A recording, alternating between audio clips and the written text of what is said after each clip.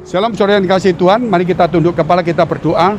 Bapa yang baik yang kami kenal, dalam nama Tuhan Yesus memberkati setiap kami, Engkau menyucikan, menguduskan kami. Dalam pergumulan masalah persoalan tantangan, kiranya Tuhan memberikan kekuatan, kemenangan dan jalan keluar. Yang sakit Tuhan sembuhkan. Dalam situasi sulit kami tahu Tuhan turut bekerja, mendatangkan kebaikan bagi orang yang mengasihi Engkau Tuhan. Biarlah kekuatan datang daripada Tuhan. Kiranya Tuhan, segala pencobaan yang kami alami adalah pencobaan biasa, tidak melebihi dari kekuatan kami, karena Engkau setia dan Engkau memberikan jalan keluar, dan Engkau mengundang kami, marilah kepadaku semua yang letih lesu dan berbeban berat, karena Engkau ingin memberikan kelegaan kepada kami, dan Engkau mengajar supaya kami untuk belajar kepadamu, karena Engkau rendah hati dan Tuhan lemah lembut, supaya Tuhan jiwa kami mendapatkan ketenangan. Dan Kau mengajar kepada kami supaya kami memikul kuk, yaitu persoalan-persoalan dunia yang saat ini mungkin karena kesalahan kami, karena kondisi dunia perang. Tapi kami ingin Tuhan tetap menerima bersama dengan Tuhan, karena Engkau berkata bahwa kuk yang Tuhan berikan ringan, karena Engkau turut bekerja. Di dalam nama Tuhan Yesus, haleluya, amin. Puji Tuhan saudara, kalau kita bicara iman, itu tidak ada habisnya. Dikatakan juga karena iman maka Abraham, saudara, meninggalkan tanah di mana dia dibesarkan, di mana dia diberkati. Karena iman, maka saudara kita melihat juga dia mempersembahkan anaknya. Karena iman, maka Musa juga saudara berani menolak sebagai anak Firaun. Karena iman, dia bisa juga membelah laut menjadi dua saudara, di mana dia bisa berjalan. Iman itu bukan satu sebagai kepercayaan, tapi iman itu adalah pemberian Allah kepada setiap kita, supaya kita tetap percaya kepada Tuhan.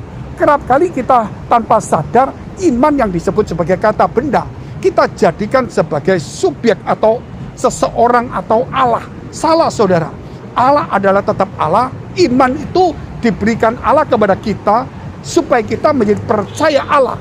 Jangan sampai iman kita itu menjadi Allah, sehingga kita dicobai setan. Ayo, jatuhkan dirimu. Kalau kamu anak Allah, pasti Tuhan menolong. Oh, pasti Tuhan tolong, dia jatuh mati, saudara. Kalau kamu anak Tuhan, ayo sekarang lakukan ini, lakukan itu. Enggak perlu. Kita harus mendengarkan Tuhan. Karena saudara, bukan iman sebagai Allah kita. Kita harus kaitkan percaya kepada Tuhan. Jangan sampai dipisah-pisah.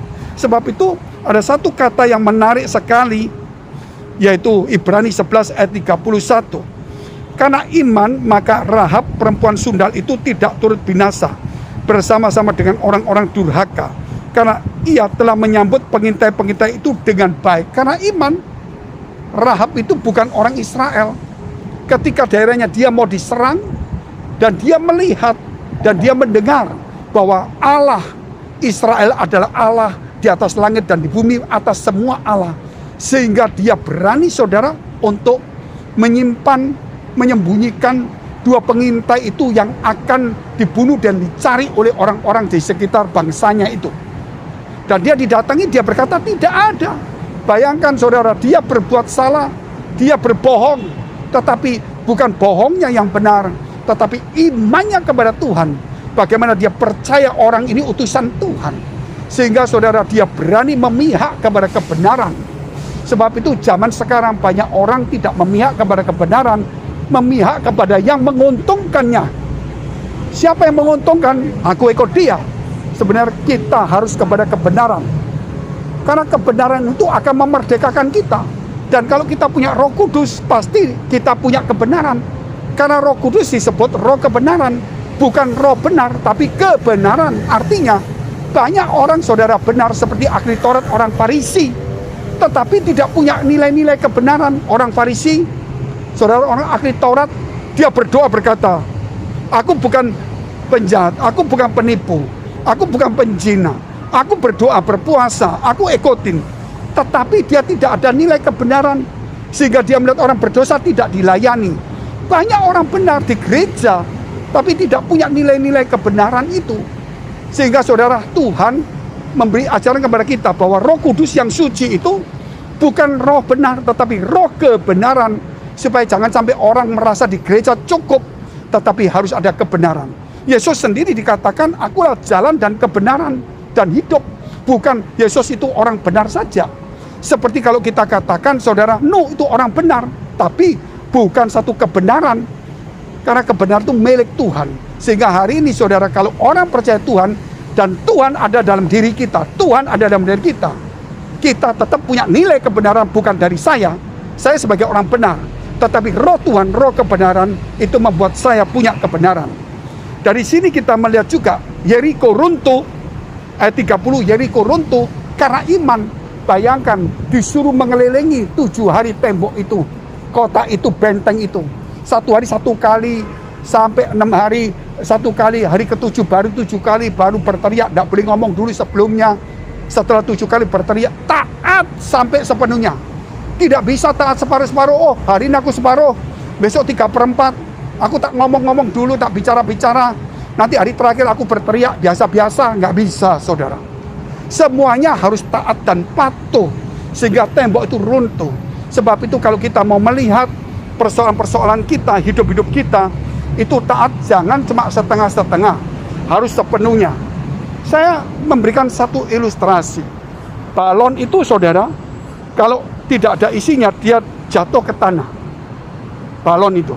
Tetapi ketika diisi oleh udara, sedikit saja balon itu mulai mengembang. Kelihatan bentuknya. Dan lebih ringan dia. Kalau kena angin bisa jalan.